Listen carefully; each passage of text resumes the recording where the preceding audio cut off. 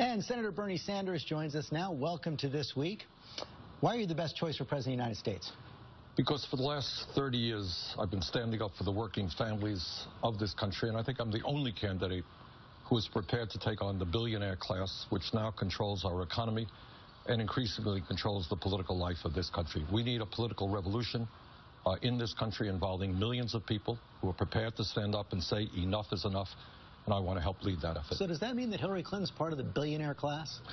It means that Hillary Clinton has been part of the political establishment for many, many years. I have known Hillary for some 25 years. I respect her and I like her. But I think what the American people are saying, George, is that at a time when 99% of all new income is going to the top 1%, and when the top 1/10 of 1% owns almost as much wealth as the bottom 90%, maybe it's time for real political shakeup in this country and go beyond establishment politics. You're asking for a lot of shakeup. Is it really possible for someone who calls himself a socialist to be elected president of the United States? Well, so long as we know what democratic socialism is. And if we know that in countries in Scandinavia, like Denmark, Norway, Sweden, they are very democratic countries. Obviously, the voter turnout is a lot higher than it is in the United States. In those countries, health care is a right of all people. In those countries, college education, graduate school is free.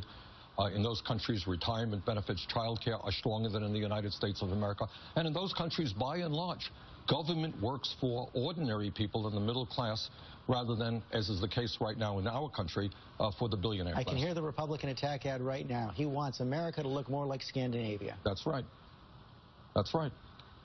And what's wrong with that? What's wrong when you have more income and wealth equality?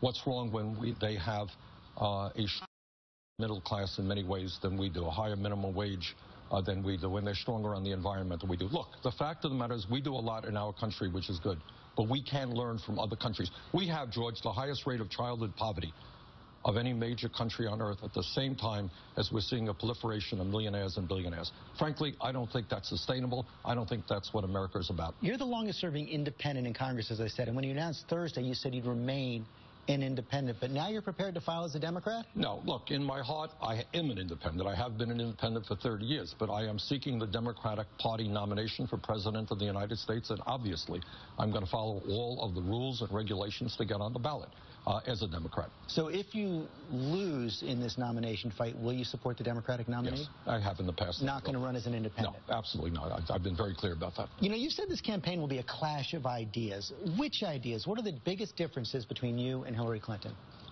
Well, I think it has a lot to do with our records. I think at a time when we have seen trillions of dollars shift from the middle class to the top 1/10 of 1%, we have got to say very frankly that the wealthiest people in this country and the largest corporations are going to have to start paying their fair share of taxes. Profitable corporations can't stash their money in the Cayman Islands and avoid about $100 billion a year in taxes. That's my view. In terms of climate change, I believe this is the great global environmental crisis of our time. I think we need extremely bold leadership. I have been leading the effort against the Keystone pipeline. In terms of trade, I believe that the trade agreements we've had from way back, NAFTA, CAFTA, permanent normal trade relations with China, have been a disaster. I voted against them. I'm helping to lead the effort against the Trans-Pacific Partnership so that we do not continue to see shutdowns of factories in America and the loss of millions of decent-paying jobs. Hillary Clinton hasn't taken a final stand on that yet. That's my understanding. And let me ask you also, you told my colleague John Carl this week that you have some concerns about the money raised by the Clinton Foundation. What are those concerns exactly? Well, it's not just the Clinton Foundation. Here are my concerns, George, and it should be the concern of every American. And this is, in a sense, what my campaign is about. Can somebody who is not a billionaire, who stands for working families, actually win an election in which billionaires are pouring hundreds of millions of dollars into the election? It's not just Hillary. It is the Koch brothers. It is Sheldon Adelson. But you're lumping her in with them. What I am saying is that I get very frightened about the future of American democracy when this becomes a battle between billionaires. I believe in one person, one vote. I believe we need a constitutional amendment to overturn Citizens United. And let me say this. On our first day that we were out, we asked people to get involved in our campaign. 100,000 people signed up. 35,000 people made donations to BernieSanders.com, and we raised on that first day $1.5 million. And you know what the average contribution was? What was it? $43. And you got that BernieSanders.com back out there again. We'll see what comes in today. You want to repeat that, George? But let's talk about a Sanders administration. What would it look like? You voted against both Obama Treasury Secretary nominees, both Jack Lew and Tim Gutner. Name a couple people you would consider for Treasury Secretary. Robert Reich is somebody who who was in fact the Secretary of Labor. You know Robert. I think he has been a strong progressive and understands that what we need are economic policies that benefit working families, not the big money. You're right. I voted against these guys, and I led that effort when I was in the House against the deregulation of Wall Street. I knew then that would be a disaster, and turned out, unfortunately, that I was right. How about Secretary of Defense? No, a little bit premature.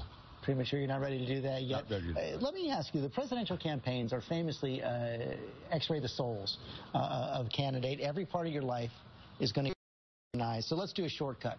What's the most surprising thing people are going to learn about Bernie Sanders over the course of the next year? Well, I think Bernie Sanders is the proud grandfather of 7 beautiful kids, grandchildren, 4 kids, married for almost 30 years. I grew up in a low-income, low-middle-class income family in Brooklyn, New York, 3.5-room rent-controlled apartment. And growing up without a whole lot of money, George, that has been, I think, the most significant educational factor, if you like, in my life. I know what it's like to live in a family without a lot of money. Most people don't believe you can actually become president of the United States. Are you worried at all that your race might weaken Hillary Clinton without helping yourself? Well, let me just say this about my political career. I think few would argue that it is the most unusual political career in the United States Senate. Nobody thought that I would be elected mayor of Burlington, Vermont. Very few people thought that I would beat an incumbent Republican to become a United States congressman from Vermont by 16 points. And people weren't so sure I could beat the richest person in Vermont to become a United States senator. So I would say, don't underestimate me. Bernie Sanders, thanks very much. Thank you, Joe. And coming up, the roundtable weighs in on Bernie Sanders.